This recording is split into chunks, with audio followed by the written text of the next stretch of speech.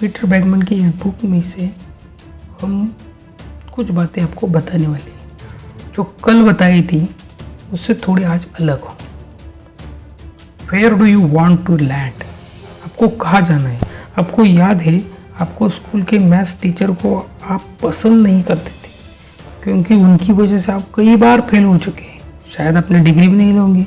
बहुत सारे लोग इस जाल में फंस जाते हैं क्योंकि हम बाहरी फैक्टर को हमारी प्रेजेंट सिचुएशन के नतीजे पर हावी होने देते हैं। अपने फैसले के बारे में बात करें तो हमें लगता है कि हमारे लाइफ का कंट्रोल हमारे हाथ में है, पर आप गलत है।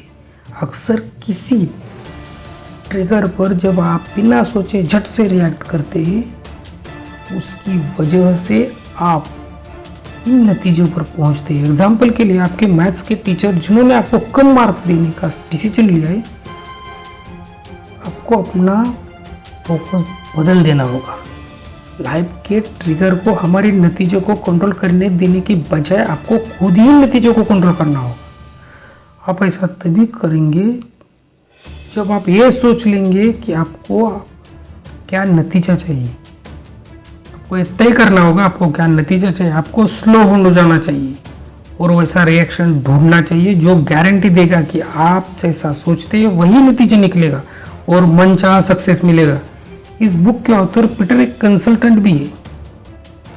उनके एक क्लाइंट का नाम था हंटर, जिसकी कंपनी पर बहुत सारे केस थे और उनका प्रेस के सामने बहुत नाम खराब हो चुका था और वो उनका प्रॉब्लम सॉल्व करने आए थे। हंटर ने पीटर से कहा कि आप मेरी हेल्प के लिए आए हो, लेकिन आप मेरी हेल्प नहीं कर पाएंगे क्योंकि यहाँ बहुत सारे कंसल्टेंट आए थे और वो मेरी हेल्प नहीं कर वो मेरी हेल्प कभी नहीं कर पाए और वो फेल होकर चले गए। आप भी फेल होंगे। ये बातें सुनते ही पीटर वहाँ से निकल गया और निकलने के लिए अपने अंकल को कॉल किया। अंकल से कहा कि वे हंटर को पसंद नहीं करते, इसलिए वो उनके कंपनी में काम नहीं करने, काम छोड़ दिया और चले गए। अंकल इस बात को सुनकर हंस दिए और पीटर से कहा एक इम्पोर्टेंट लेसन सिखाया। उन्होंने कहा ये ज़रूरी नहीं है कि हम जिसके साथ बिजनेस करते हैं वो हमें पसंद आए, हमें तो बस काम करना चाहिए और बिजनेस पे ध्यान देना चाहिए। पीटर समझ गए। पीटर ने डिसाइड किया कि वो हंटर के लिए काम करेंगे और वहाँ काफ़ी सालों तक काम किया। एक दिन पीटर हंटर के ऑफिस गए। वहाँ की शेल्फ पर अपनी लिखी हुई बुक देखी। पीटर ने पूछा क्या आपने वो बुक पढ़ी है? हंटर ने जवाब दिया हाँ मैंने बुक पढ़ी है, बहुत अच्छी है।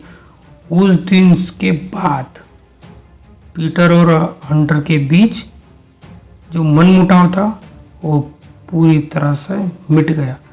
भावनाएं बदल गई। वे हंटर को पसंद करने लगे। अगर पीटर हंटर को नापसंद करने की वजह से उनकी कंपनी में काम करना छोड़ देते, जॉब से निकल जाते, तो उन्हें सालों तक कौन पैसे देता। यही होता है जब हम अपने रिएक्शन को डिसाइड करने देते हैं कि हमें आगे क्या करना है और इन्हीं वजह से हम बहुत सारे अच्छे मौके खो देते हैं। Choice your next move at the intersection of 4 element. वो 4 एलिमेंट आखिर है क्या, ये आपको अभी जानना चाहिए। हम बहुत ही शोर शराबे वाली दुनिया में रहते हैं और बहुत सारी चीज़ों को करना चाहते हैं। कभी कभी हमें लगता है कि हम एक कर नहीं पाएंगे क्योंकि हमें पता ही नहीं होता क्या चूज करना है। फिर आखिर हमें कुछ नहीं करने का फैसला लेते। आप अभी इस पर काम करना शुरू नहीं करेंगे तो आगे जाकर आपकी लाइफ में इतने ज़्यादा मौके आएंगे कि आप डिस्ट्रैक्ट हो सकते हैं। आपको 4 एलिमेंट पर ही फोकस करना है, उसके इधर उधर जाना ही नहीं। अब वो 4 एलिमेंट कौन से हैं? पहला एलिमेंट है फर्स्ट एलिमेंट। आपको अपनी ताकत के बारे में पता होना चाहिए और इसमें मास्टर बन जाने तक आप खुद को इम्प्रूव करना चाहिए। अब आप उस बात पर अपना फोकस रखें जिसमें आप बेस्ट है, आपके जीतने के ज़्यादा चांसेस है। सेकंड एलिमेंट है अपनी कमजोरियों से मत भागिए। अपनी कमजोरियों को अपना फायदा उठाने की कोशिश मत करने दीजिए। अगर आपको लोगों को पता चलेगा आपको अपनी कमजोरी से कोई तकलीफ नहीं है, आपको कोई हरा नहीं सकता। थर्ड एलिमेंट है, अगर आप कुछ बात है जो सबसे यूनिक है, सबसे अलग है, तो उसे सोचिए मत, उसे चेंज मत कीजिए। दुनिया से अलग और डिफरेंट होना बड़ी बात है। जब आप वही करते हैं जो दुनिया ने किया है, दुनिया को आप फॉलो मत कीजिए, आप कंपटीशन में जाएंगे। दुनिया को आपको फॉलो करने दीजिए। इसलिए आप में जो बात अलग है उसके एक एडवांटेज की तरह लीजिए, उसका फायदा उठाइए। फोर्थ एलिमेंट है अपने लाइफ के पैशन को ढूंढना। जब आप आने वाले साल की प्लानिंग शुरू करते हैं तो आप फोकस अपनी इच्छा पर रखें, न कि उन चीजों में जिसे आप पैसे बनाते हैं। आपको पैशन ही एक ऐसी चीज होनी चाहिए जिसे आप हमेशा कर सके और उसे करने के लिए कुछ सोचना न पड़े। चलिए एक परफेक्ट एग्जांपल देखते हैं कि कैसे इंसान अपने कमजोरी को अपनाकर उससे अपना काम बनाए। जॉब एक सक्सेसफुल आदमी है और वो बड़े दिल वाले भी हैं, बहुत फेमस भी थे। चैरिटी फाउंडेशन को अपनी जायदाद दान देने का महत्वपूर्ण निर्णय उन्होंने लिया था। एक बार जॉब अपने दोस्त के साथ लंच पर गए, तभी वह एक वेटर ऑर्डर लेने आया।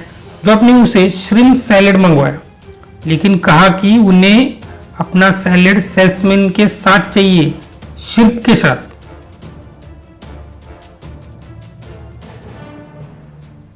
वेटर हंसकर जॉब से कहा कि वो इसका अरेंज कर लेगा और कहा कि इसके लिए उन्हें एक्स्ट्रा $1 देने पड़ेंगे, क्योंकि सेल्समैन श्रिम्प से ज्यादा महंगा है।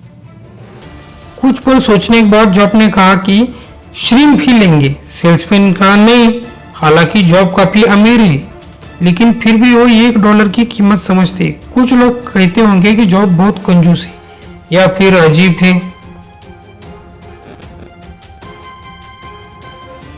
लेकिन उन्हें जॉब की इस सोच के बारे में कुछ नहीं पता था जिससे उन्हें सक्सेसफुल बनाया गया।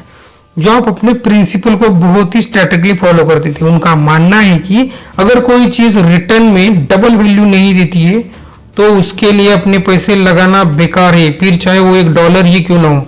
जॉब एक ऐसे एग्जाम्पल है जिन्होंने अपनी कमजोरी को अपने खिलाफ नहीं बल्कि अपने फायदे के लिए इस्तेमाल किया। इन्हीं प्रिंसिपल की वजह से उन्होंने अपनी दौलत कमाई। जॉब का पैसे के लिए जो ये अजीब नजरिया है उसे उन्होंने दिल से अपनाया। अगर आप एक ऐसी जिंदगी जीना चाहते हैं जो दूसरों से अलग है तो आपको खुद को पहचानना होगा, आपको अपनी ताकत को पहचानना होगा, आपको आपकी कमजोरी भी पता होनी चाहिए ताकि आप उन पर फोकस करके उन्हें अपने काम पर लगा दे सके। दूसरों से अलग होने की वजह से आपको शर्मिंदा ना होना पड़े, बल्कि दूसरों को ऐसा लगे कि आपको सक्सेसफुल बनाने में वो काम है, क्योंकि आप अलग है और यूनिक है।